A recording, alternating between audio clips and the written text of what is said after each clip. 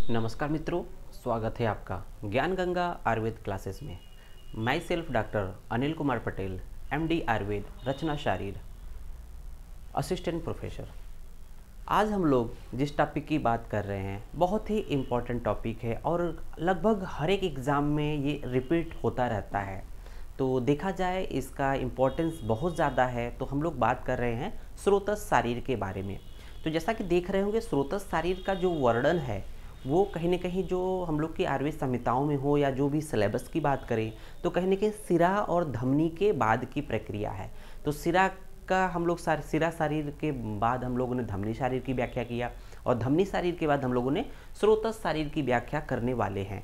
तो आइए स्रोतस शारीर को पढ़ने से पहले ये जान लेते हैं कि ऐसा क्या है कि उन्होंने जो स्रोतस शारीर को सिरा और धमनी के बाद व्याख्या किया है। तो उसको जानना भी ज़रूरी है क्योंकि इसका संबंध डायरेक्ट सिरा जो स्रोतस शारीर का संबंध डायरेक्ट सिरा और धमनी से है। इसको हम लोग जब कॉन्सेप्ट ऑफ स्रोतस क्लियर कर लेंगे तो उसके बाद हम लोग को पता चल जाएगा कि ऐसा क्यों उसके बाद वर्णन है। तो हम लोग जब पढ़ते हैं कॉन्सेप्ट स्रोतस शारीर, तो स्रोतस शारीर हो चाहे सिरा शारीर हो चाहे धमनी शारीर हो, मीन्स कोई भी सिरा धमनी स्रोतस की जब बात करते हैं तो उसमें पहला टर्म होता है कॉन्सेप्ट ऑफ। मीन्स अगर सिरा की बात करेंगे तो कॉन्सेप्ट ऑफ सिरा पहला पॉइंट उसमें आता है। धमनी की बात जब किए थे तो उसमें पहला पॉइंट क्या था, कॉन्सेप्ट ऑफ धमनी। उसी तरह से जब हम लोग स्रोतस शारीर की बात करें तो उसमें कॉन्सेप्ट ऑफ स्रोतस। मीन्स जिसके बारे में हमें पढ़ना है सबसे पहले उसके बारे में थोड़ा सा जान लेना जरूरी है कि हम एक्चुअली में पढ़ने क्या जा रहे हैं।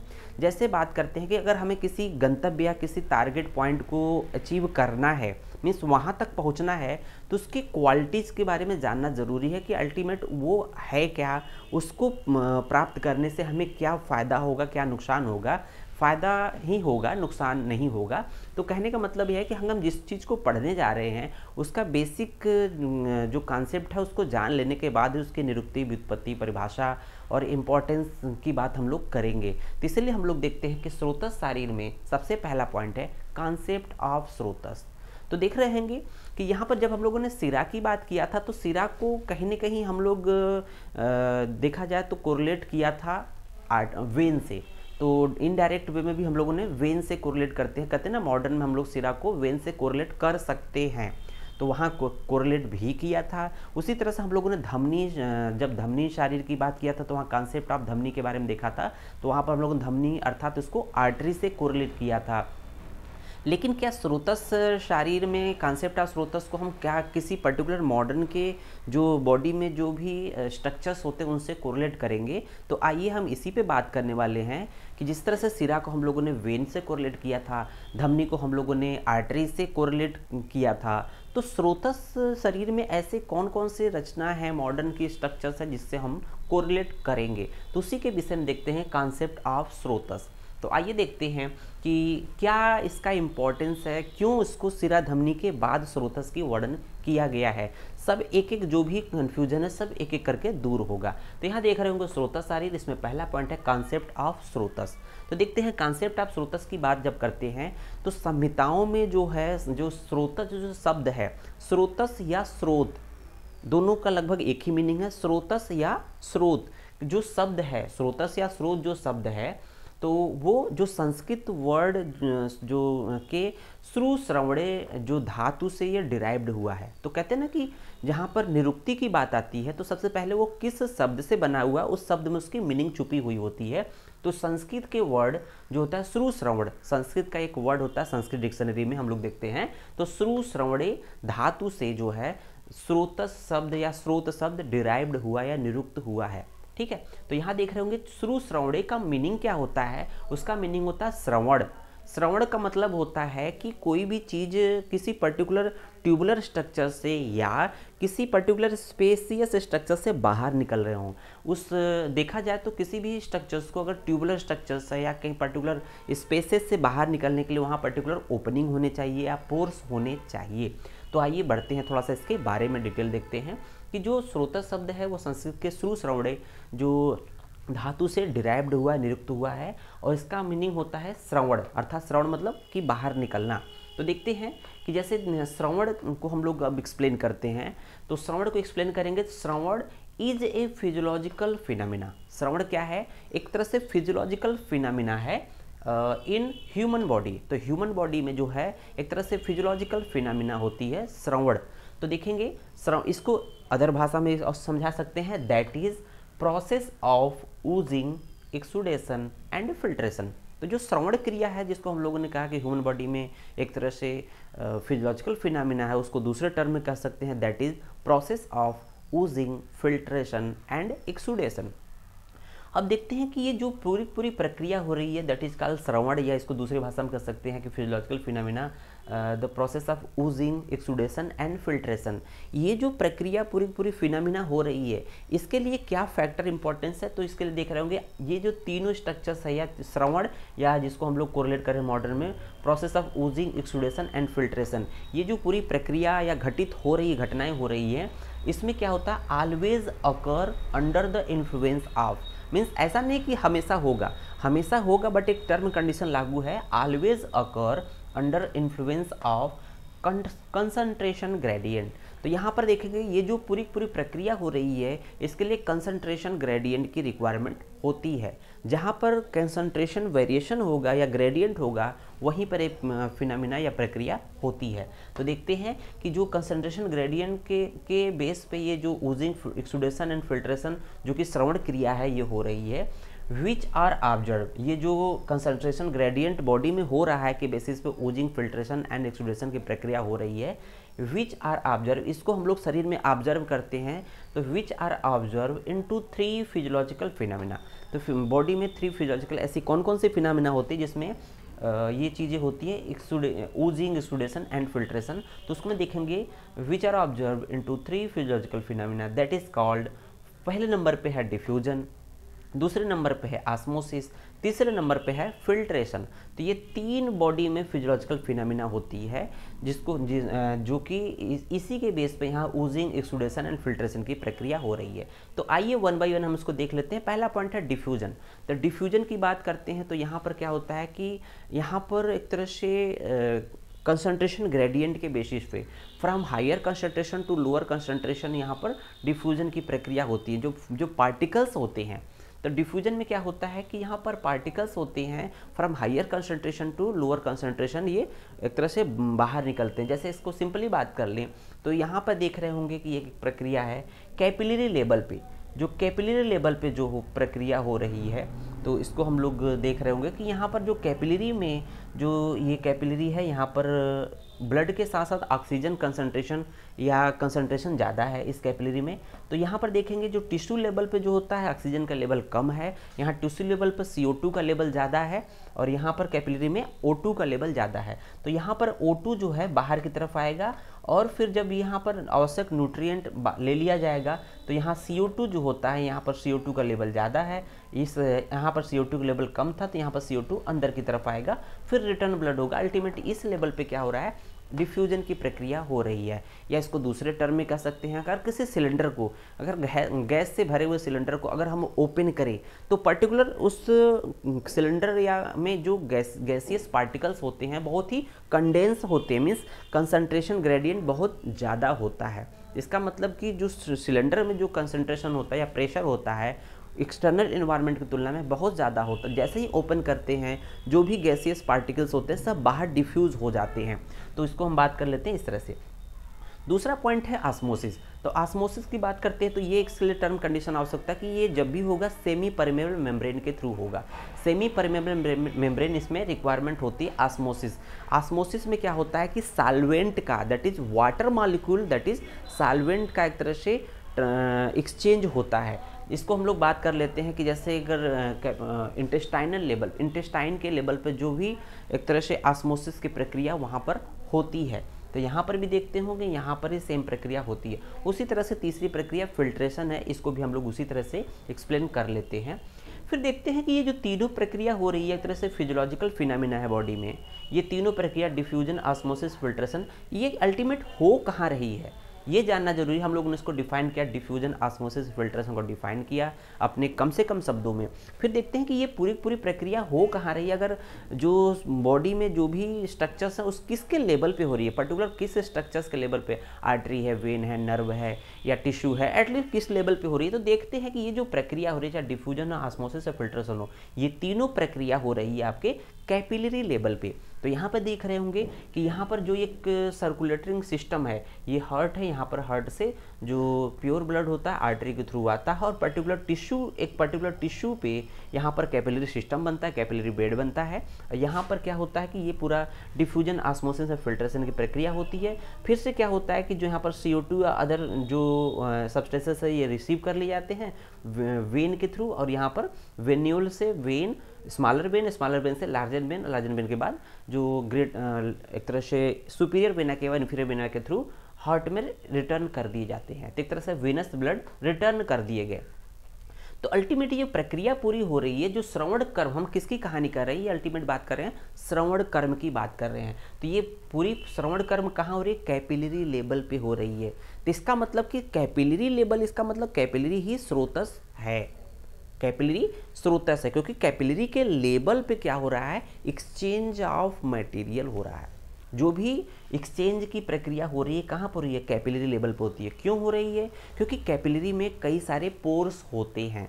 कैपिलरी में हम लोग देखते हैं यहाँ पर ढेर सारे ओपनिंग्स होते हैं। कैपिलरी एक तरह से इंडोथीलियल सेल से बनी होती है, सिंगल लेयर्ड इंडोथीलियल होती है, और यहाँ पर इंडोथीलियल होती है, पोरस स्ट्रक्चर्स होती है। इसी पोरस स्ट्रक्चर्स के लेवल पर यहाँ पर एक्सचेंज ऑफ सब्सटेंसेस या जो पार्टिकल्स हैं उसका हो रहा है। तो यहाँ पर देख रहे होंगे ये कैपिलरी किसका पार्ट है, देखते हैं। तो ये पार्ट है धमनी का, मीन्स आर्टरी का। तो क्या हम लोग कह सकते हैं कि स्रोतस, अल्टीमेट कैपिलरी को हम लोग स्रोतस कह देते हैं। तो हम लोग एक निष्कर्ष पे आते हैं कि हम लोग स्रोतस की बात करते हैं। कॉन्सेप्ट ऑफ स्रोतस अल्टीमेट अगर मॉडर्न में कोरिलेट करना हो तो वो क्या है, कैपिलरी को हम लोग स्रोतस कह देंगे। तो क्या यही सिर्फ कैपिलरी को स्रोतक कहने से बात बन जाएगी, सिर्फ कैपिलरी को स्रोतक कहने से बात खत्म हो जाएगी कि स्रोतस मतलब कैपिलरी? नहीं। क्यों नहीं? क्योंकि देखते हैं कि जब हम बात कर रहे हैं कि जब स्रोतस का वर्णन किसके बाद है, सिरा और धमनी के बाद है। जो हम लोग का जो सिलेबस है या जो बात करते हैं, तो कहीं ना कहीं सिलेबस को जो लिखा गया है कि सिरा और धमनी की व्याख्या करने के बाद ही स्रोतस की व्याख्या की गई है। तो क्या सिर्फ कैपिलरी को स्रोतस कह देने से हम लोग जस्टिफाई हो जाएंगे, वहाँ पर हम लोग चैप्टर को द एंड कर दें? ऐसा नहीं है। देखते हैं कि ऐसा क्यों कहा गया है। क्योंकि देखेंगे यहाँ पर जो कैपिलरी की बात चल रही है वो कैपिलरी किसका पार्ट है, ये जो कैपिलरी किसका पार्ट है, किसी आर्टरी या धमनी का पार्ट है। तो पहले मॉडर्न की बात कर लेते, फिर आयुर्वेद में भी आएंगे। ऐसा नहीं कि हम पूरी बात अपनी मॉडर्न से समझा दें कॉन्सेप्ट ऑफ स्रोतस और आयुर्वेद पे आए ही ना। तो हम पहले हम उसको मॉडर्न से कोरिलेट कर लेते हैं, समझा देते हैं, उसके बाद हम लोग आयुर्वेद पे आएंगे कि ऐसा क्यों कहा गया है। तो देखते हैं यहाँ पर कैपिलरी की बात कर रहे हैं। कैपिलरी बना किससे है, अल्टीमेट ये जो आर्टरी, इससे पहले आर्ट्रियोल है। तो देखेंगे यहाँ पर आर्ट्रियोल के जस्ट बाद क्या है, आर्टरी है, आर्टरी के बाद ग्रेटर आर्टरी है। तो ये जो एक तरह से ये डिसेंडिंग एओर्टा है, एओर्टा से डिफरेंट पार्ट जो आर्टरी होती है, स्मॉलर आर्टरी, और यहाँ पर जो है आर्ट्रियोल, आर्ट्रियोल के बाद कैपिलरी लेवल है। तो इसका मतलब कि ये जो पूरी कैपिलरी के लेवल पर फिनोमेना हो रही है, प्रक्रिया हो रही है कैपिलरी के लेवल पे। तो अगर ये यहाँ से बीच में सिस्टम कट जाए, यहाँ से अगर चेक कर जाए, तो क्या संभव है कि जो भी एक्सचेंज ऑफ मटेरियल हो, चाहे ऑक्सीजन हो, चाहे न्यूट्रिएंट्स हो, या A to Z जो भी एक्सचेंज हो रहा है, ये कैपिलरी पे संभव होगा? नहीं संभव है। तो इसका मतलब कि कहीं ना कहीं जो एक तरह से जो ट्रांसपोर्ट सिस्टम है, ट्रांसपोर्ट सिस्टम आर्टरी, जो ये आर्टरी भी पूरा इसमें टोटली इन्वॉल्व है ना। तो सिर्फ कैपिलरी को स्रोतस कह देने से बात खत्म नहीं आती। एक तरह से जो आर्टरी है वो भी पूरा आर्टेरियल सिस्टम भी एक तरह से स्रोतस में काउंट होगा। तो अब बात आती है कि क्या आर्टरी और कैपिलरी को स्रोतस मान लिया जाए। फिर बात आती है कि फिर वेन को कहाँ छोड़ देंगे। तो फिर बात आती है कि क्या हम लोग इस लेवल पे जब बात कर लेते हैं, आर्टरी की बात किया क्योंकि आर्टरी हार्ट से ब्लड लाया और यहाँ पर कैपिलरी के लेवल पे एक्सचेंज मटेरियल हुआ, और फिर उसके बाद ये रिटर्न होके वेन में चला गया। तो सिर्फ जब यहाँ से मैटर जाएगा नहीं, अगर हम इसको कट कर दें यहाँ से, तो ये रिटर्न नहीं, जब ब्लड होगा, जब ब्लड रिटर्न नहीं होगा, जब इसका जो लंग्स के लेवल पे जो है इसका ऑक्सीजनेशन नहीं होगा, ब्लड का डीऑक्सीजनेशन ब्लड का, लंग्स के लेवल पे जब ऑक्सीजनेशन नहीं होगा, अल्टीमेट जो है, तब फिर ये दोबारा रिटर्न या फ्लूइड मैनेजमेंट या फ्लूइड बैलेंस कैसे होगा। तो इसका मतलब कि जो पूरा, अब इसका मतलब कि जितना इम्पोर्टेंस इस आर्टरी का है उतना इम्पोर्टेंस इस वेन का भी है, जो कि रिटर्न ले जा रहा है इस हार्ट की तरफ। तो इसका मतलब कि जो अल्टीमेट अब बात आती है कि जो पूरा पूरा सर्कुलेटरी सिस्टम है, चाहे हार्ट हो, चाहे आर्टरी हो, चाहे कैपिलरी हो, चाहे वेन हो, ये पूरा पूरा स्रोतस कहलाते हैं। लेकिन एक्सचेंज ऑफ मटेरियल कहाँ पर हो रहा है, कैपिलरी के लेवल पे हो रहा है। ये पॉइंट ध्यान रखना चाहिए कि जो पूरा पूरा जो सर्कुलेटरिंग सिस्टम है ब्लड बॉडी का, वो पूरा पूरा एक तरह से स्रोतस कहलाएगा। But exchange of material capillary के लेवल पे हो रहा है, क्योंकि जो कैपिलरी में ही एंडोथेलियल जो है एक तरह से ओपनिंग्स होती हैं, यहाँ पर ओपनिंग्स होती हैं, पोर्स होती हैं। तो हम लोग अल्टीमेटली ये मॉडर्न से कोरिलेट कर लिए कि स्रोतस को हम लोग पूरा पूरा सर्कुलेटरी सिस्टम को हम लोग स्रोतस की संज्ञा दे देंगे, लेकिन जो एक्सचेंज ऑफ मटेरियल जो हो रहा है वो at the level of capillary हो रहा है। तो हम लोग इतना कह सकते हैं। अब बात हम लोगों ने मॉडर्न से तो जस्टिफाई कर लिया कि स्रोतस क्या है, पूरा पूरा जो सर्कुलेटिंग सिस्टम है उस including heart, arteries, arteriole, capillary and then venule and smaller artery, smaller vein and larger artery. तो ये पूरा पूरा सिस्टम क्या है, स्रोतस में इंक्लूड कर लिया जाता है। तो मॉडर्न से तो हम लोग जस्टिफाई कर दिए, लेकिन क्या हम लोग बात कर रहे हैं, स्रोतस आयुर्वेदिक टर्म है तो इसको हम लोग आयुर्वेद में कैसे एक्सप्लेन करेंगे, आचार्यों ने क्यों इसको शिरा धमनी के बाद स्रोतस का वर्णन किया है, या आचार्यों के जो चरक सुश्रुत के अकॉर्डिंग हम लोग देखते हैं कि स्रोतस को क्यों उन्होंने क्या माना है। तो यहाँ देख रहे होंगे कि स्रोतस की जब बात करते हैं तो हम लोग बात कर रहे हैं श्रवण क्रिया कर्म हो रही है। श्रवण जो कर्म हो रहा है किस लेवल पे, कैपिलरी लेवल पर हो रहा है। तो हम लोग बात करते हैं कि जो सिलेबस में जो रखा गया है स्रोतस शरीर को शिरा धमनी के बाद क्यों रखा गया है। तो इसको देखते हैं कि जब बात करते हैं कि जो स्रोतस का वर्णन सुश्रुत ने, क्योंकि देखेंगे सुश्रुत ने हर एक जो चाहे सिरा हो, चाहे धमनी हो, चाहे स्रोतस हो, उसका बहुत ही विस्तृत और बृहत वर्णन किया है और क्लियर कट एक कॉन्सेप्ट दिया है, जो जिससे हम लोग मॉडर्न से भी कोरिलेट कर लेते हैं। उनका जो कॉन्सेप्ट है मॉडर्न से भी जस्टिफाई हो जाता है। तो यहाँ देख रहे होंगे कि सुश्रुत ने जो स्रोतस का जो वर्णन है वो किस चैप्टर में किया है डिटेल में। तो यहाँ देखेंगे सुश्रुत सारी 9वें चैप्टर में। ध्यान होगा आप लोगों को, हम लोगों ने सुश्रुत सारी 9वें चैप्टर का नाम क्या है, धमनी व्याकरण शारीरम।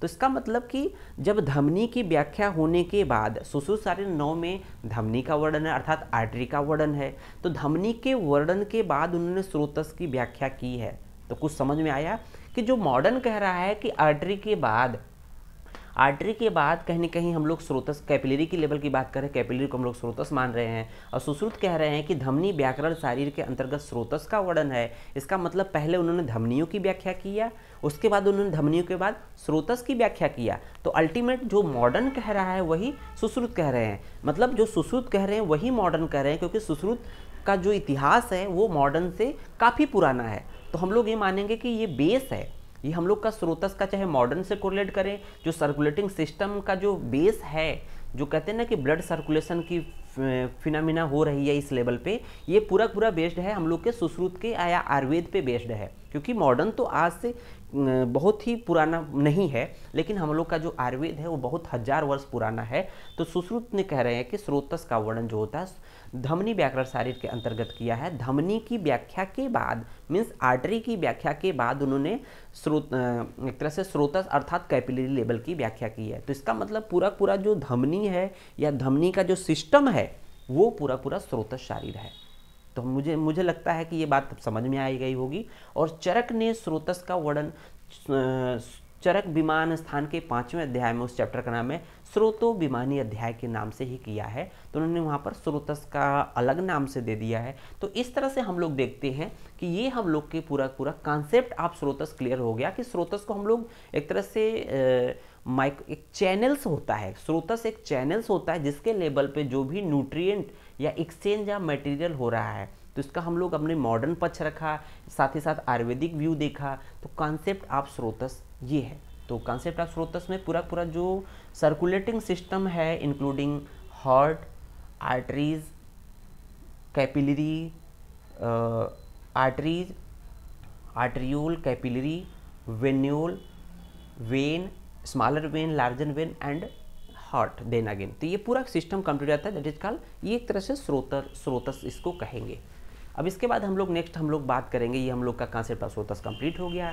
इसके बाद हम लोग बात करेंगे कि उसके निरुक्ति की बात करेंगे, व्युत्पत्ति की बात करेंगे, स्रोतस के परिभाषा की बात करेंगे और उसको डिटेल वर्णन करेंगे, स्रोतोमूल की बात करेंगे, वन बाई वन इसके बाद बात करेंगे। धन्यवाद।